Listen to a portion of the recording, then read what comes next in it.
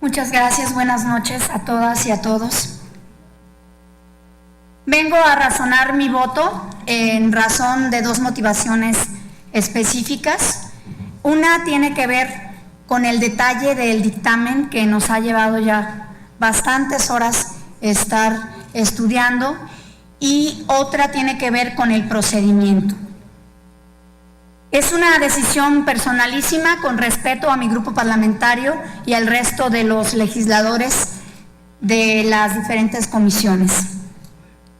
Como senadora de la República, integrante del grupo parlamentario de la Revolución Democrática, debo expresar primero mi satisfacción por concretar una reforma principal, de las principales en nuestro país, y que ha sido un reclamo ya por muchas generaciones, y hoy por un vasto sector, sin duda, de las mayorías de la sociedad mexicana. La reforma constitucional, y hoy en su legislación secundaria en materia de telecomunicaciones y radiodifusión, urge que se resuelva, mas no en esta condición. Debo decir también que en el procedimiento en el que ha sido complicado el debate, al que me he opuesto incluso en el acuerdo que las mayorías tomaron, tenemos que participar y hacer un posicionamiento en lo general. Debo decir que este acuerdo de algunos integrantes de las mesas directivas va contra el reglamento del Senado, y que sin embargo, como abogada, conozco a detalle también que el Pleno subsanará en su momento este vicio de origen en el procedimiento, en lo que es este procedimiento de debate legislativo. Hemos considerado ya varias opciones y también conocemos la posición de la Corte al respecto. Es el Pleno quien ha subsanado en otros momentos y subsanará en el detalle de la convocatoria, de la falta de oportunidad de debatir en lo particular este dictamen. Afirmo también que lo conocí tarde, el dictamen, mas sin embargo no me parece una mala reforma.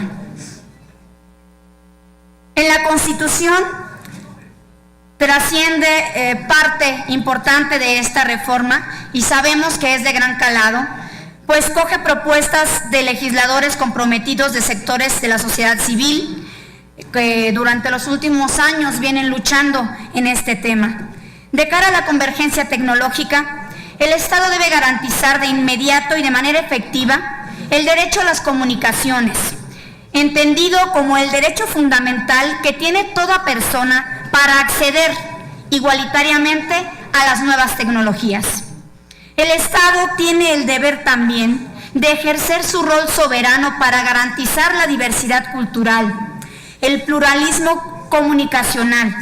Ello implica asegurar también la igualdad de oportunidades para el acceso, la participación de todos los sectores de la sociedad a la titularidad y a la gestión de otros servicios de difusión.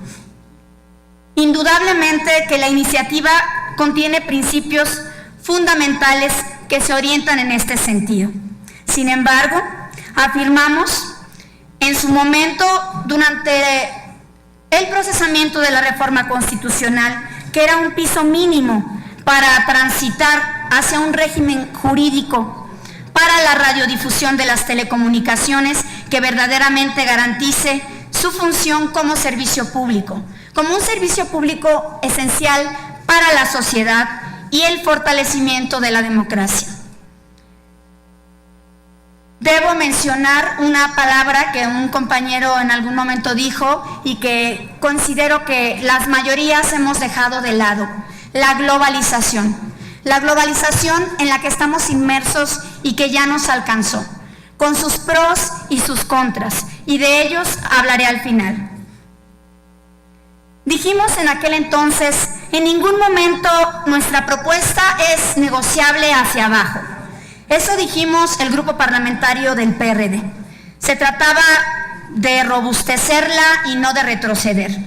La ley secundaria regula hoy dos sectores, las telecomunicaciones y la radiodifusión, pero en ambos sectores de servicios, tanto en radio, televisión abierta, en radiodifusión, en televisión restringida o por cable, el internet, la telefonía fija, telefonía celular, en general las telecomunicaciones, la Constitución se reformó con una clara disposición de enfrentar no solo a poderes fácticos, sino a la actualidad de nuestros tiempos. Y es a lo que quiero referirme. Más allá de los intereses que quienes estamos aquí representamos, y me refiero al pueblo, a nuestra gente, a los estados, e incluso a aquellos intereses de origen que algunos legisladores tienen y han sido señalados por ello, hay que privilegiar la condición del tiempo en el que vivimos. La cancha debe ser pareja para todos, no perjudicar, pero tampoco beneficiar a nadie en lo particular. Más de 10 años llevan ya los pueblos indígenas esperando que se reglamente su derecho para acceder directamente a frecuencias del espectro radioeléctrico, y no se concede de facto, aunque hemos logrado un avance importante. ¿Acaso se requeriría un procedimiento en vía de acción afirmativa para que los pueblos originarios, que no deberían ser restringidos a un segmento de banda, como hoy se restringen, para que tengan acceso a lo que establece nuestra Constitución? En nuestro posicionamiento de origen hablábamos de 1/3 que por derecho merecen. Y celebro y afirmo y aprovecho para destacar la participación y agradecer a mi coordinador del grupo parlamentario que hasta el último momento ha estado insistiendo. Celebro también la modificación que voté a favor del dictamen en el artículo 90, donde se da un paso importante a los medios indígenas, comunitarios y públicos, a quienes debe reconocerse su derecho, pero además los patrocinios para que puedan comercializar el tiempo para su financiamiento, como sucede en todo mundo democrático, como lo dispone la Constitución, pero como además lo establecimos en la reforma, donde además el gobierno federal se obligaría a proveerles de los medios necesarios para la realización de sus actividades. Debo entonces agregar, por ser mi convicción, que se avanza en un sentido en esta iniciativa. Y mencionar algunos puntos, espero no repetir algunos de los que ya se mencionaron, algunos puntos importantes. Se avanza en un sentido convertio, al menos en los siguientes aspectos: en definir a las telecomunicaciones y a la radiodifusión como servicios públicos de interés general, en la creación de 2 órganos constitucionales autónomos con personalidad jurídica, patrimonio propios para regular las telecomunicaciones, la radiodifusión y la competencia económica.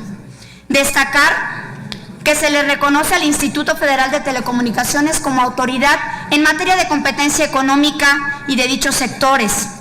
La creación de un organismo público con autonomía técnica, operativa, de decisión, de gestión para operar sistemas de radio y televisión asignados al gobierno federal, incluyendo el OMPA, expresando que la ley particular deja aún mucho por hacer en ese sentido. Ese es uno de los aspectos frágiles del dictamen y que también nos preocupan. Nos preocupan a los que sí nos interesa que no se haga apología del delito desde las series televisivas, desde los narcocorridos, la narcocultura y lo que hoy vemos en televisión. Se concreta un marco normativo convergente para regular las telecomunicaciones y la radiodifusión, cosa que en otros momentos no vislumbrábamos y que hoy vemos concretado. Una de las primeras y sin duda avanzado acierto de esta reforma es la convergencia plena y que se establezca la concesión como figura jurídica habilitante única, es decir, concretamente, una sola figura de autorización para preestablecer los servicios de radiodifusión y telecomunicaciones. La concesión, que podrá ser de uso comercial, público, social o privado, terminando con un largo periodo discriminatorio hacia los medios comunitarios, indígenas y de carácter público. Se regulan de forma precisa los servicios conocidos como Moscarry y Mosoffer de las señales radiodifundidas de manera gratuita, en forma íntegra, simultánea y sin modificaciones. Así lo establecimos nosotros y seguiremos debatiendo mañana y hoy, ya que no será posible en lo particular. Por último, y voy al razonamiento de mi voto, en razón de que vivimos un tiempo de inmediatez, y con esto también me dirijo a los chicos que hoy trataron de manifestarse y protestan afuera, en las calles. También a quienes los invitaron, que más allá de que estén adentro o estén afuera, ya tienen una posición al respecto, una posición ya sea personalísima o política. Debo decir que estos tiempos de inmediatez nos obligan a ir a prisa, lo que nos ha obligado en este momento a aceptar el debate tal cual nos lo han planteado. Y esto no solo ocurre en las cámaras, en las cámaras de esta legislatura tan reformista, ocurre en la vida. Hoy lo que se dice en 140 caracteres, depende de quien lo diga y qué tantos retweets tenga, es una verdad plena y no debería ser así. Por eso la izquierda exige el debate amplio y a detalle, porque el simple hecho de leer 150 caracteres, cosa que agradecemos los medios y técnicas de la información de las que hoy tenemos acceso y podemos utilizar, no nos da la oportunidad de leer a fondo y conocer una nota plena. Así también, hoy discutir este dictamen sobre las rodillas y de esta manera creo que nos mete en esta situación de inmediatez. Sin embargo, sostengo que no es malo, que es más de lo que muchos esperábamos en otro momento. Y me gustaría saber, y volviendo al tema de la globalización, si respecto de la gente que está afuera, que nos está viendo, que nos está escuchando y pensando en la globalización, se han hecho un juicio ya del porqué de esta y otras reformas. Lo dije hace un año y todas estas reformas pasan precisamente por el TPP, por el Tratado Transpacífico.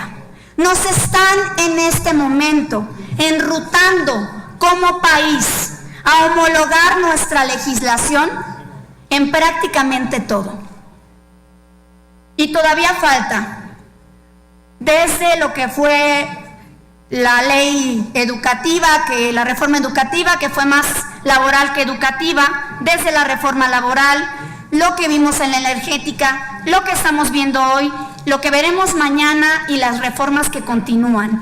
Va nuestro país en una ruta de homologar su legislación totalmente para ser parte del Tratado Transpacífico. Esos son los grandes temas de la nación. Pienso que la juventud debe estar alerta, la izquierda también, y aunque aquí muchos representen intereses de grupos de poder o se manejen recursos en las cámaras para obtener tal o cual resultado, quienes están afuera tienen siempre una visión más clara y deberían en este momento, creo yo, de tenerla. Nuestro trabajo es aquí venir a representar la posición política de quienes nos pusieron en este lugar. Por último, me gustaría comentar que hoy que estamos, digamos, sobre la marcha resolviendo temas, pero debemos estar aportando, haciéndonos escuchar, como lo ha hecho nuestro grupo parlamentario, en un dictamen en el que reconozco muchas cosas buenas que no esperábamos y reconozco que le falta mucho.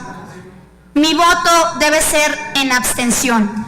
Primero, para que quede claro que protesto por la violación al reglamento y la celeridad con la que estamos debatiendo. Segundo, porque reconozco que la autonomía del Pleno puede en su momento subsanar los vicios del procedimiento.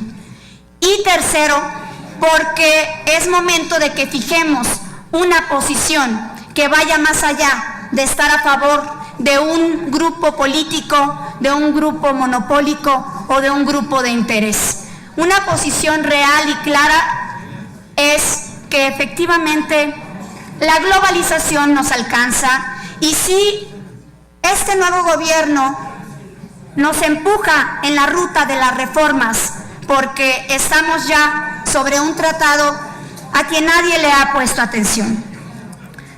Mi voto en este sentido, con todo respeto a mi grupo parlamentario y a mis compañeros de la comisión, bajo este razonamiento, con plena libertad y reconociendo que la felicidad y la dignidad del pueblo tiene que ir de la mano con la justicia social, sobre todo en acceso a la información, es en este momento para abstenerme de votar este dictamen que conocí tarde, que me ha costado demasiadas horas de esfuerzo y de sueño identificar a detalle los cambios y que considero es la mejor posición de lo personal. Muchas gracias y buenas tardes. Gracias, senadora.